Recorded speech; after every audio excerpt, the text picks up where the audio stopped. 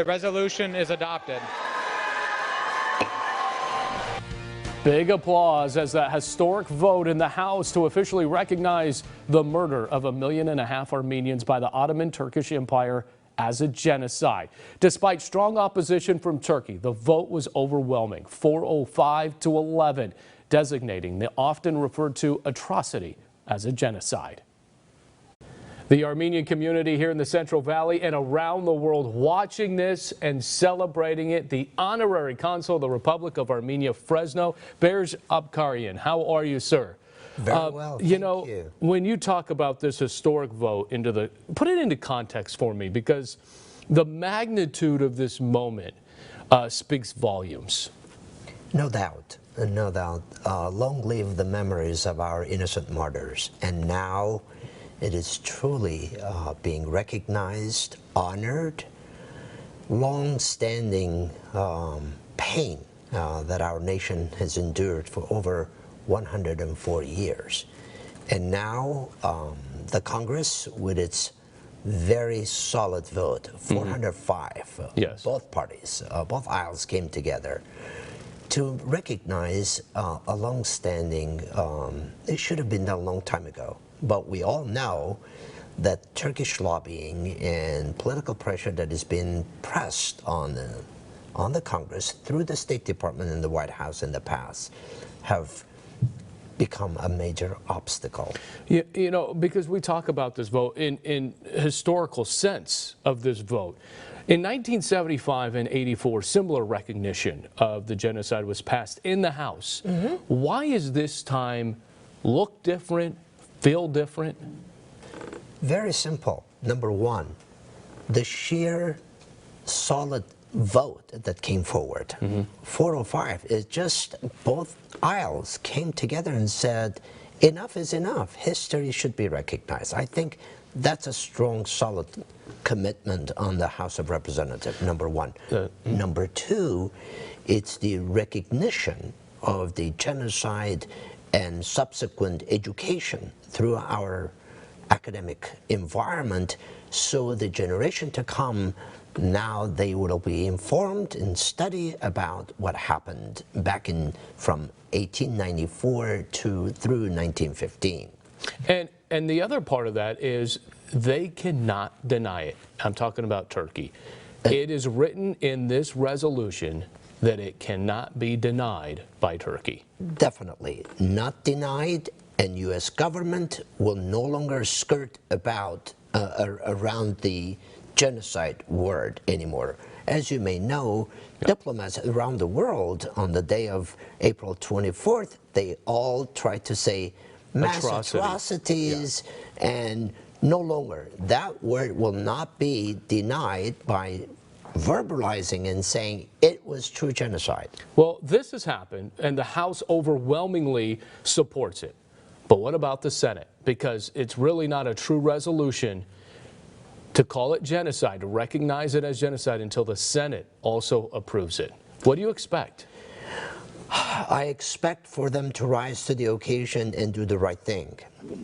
After all, the House spoke very loudly. My understanding yesterday from reading various cables and news that 18 senators are already on board endorsing this resolution to move forward and to be approved. I am hoping that they follow the congressional action and stand firm and do the right thing.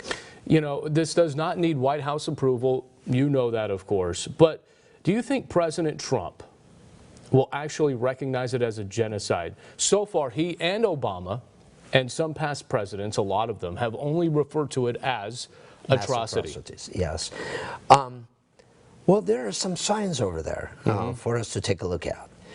As you could imagine, as we compare to the past, during Obama administration or Clinton administration, the White House, through the State Department as well, they intervened and they blocked the vote. They didn't even allow the vote to come, the issue, the resolution to come on the floor to be voted.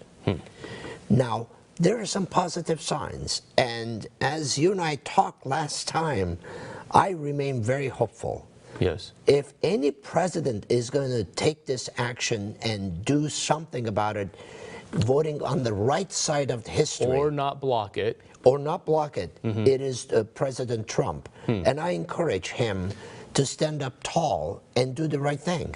You know, Bears, the timing of the vote, it does look suspicious among Armenians and non-Armenians who look at this around the world. President Trump pulled troops out of Syria, opening the door for the Turkish armed forces to attack the Kurds there.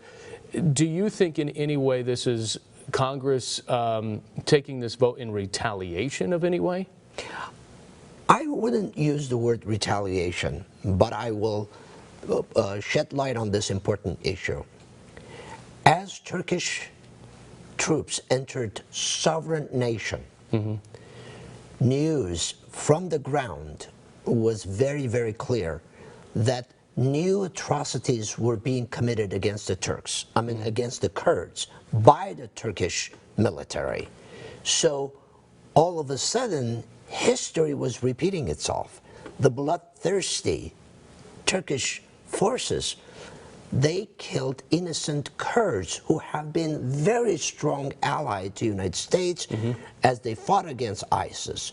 So this is not a retaliation or punishment, but basically recognizing that closing our eyes and saying Turkey is our ally no longer supports itself. That's not a notion that we could say Turkey is a NATO ally. Actually, Turkey proved itself that they are not reliable partner throughout history, and just recently they bought S-400 missiles from from Russia. So what does that prove? Well, I'll tell you what, there's a lot of political and military chaos, if you will, with it, but we will never forget, and we will never forget this vote, won't we? Absolutely. Our martyrs now, they can lay in their graves rested that our greatest nation on this planet, the champion of democracy, champion of protecting minorities, especially Christian minorities in that region, stood up tall. And I want to thank our representatives from the Central Valley, both sides of the aisle.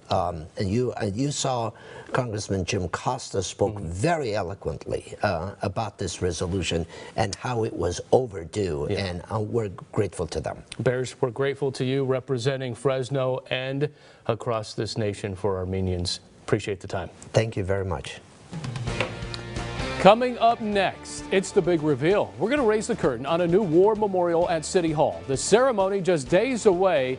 The man who helped get it all done, Fresno City Council member Gary Bredefeld, joins me next.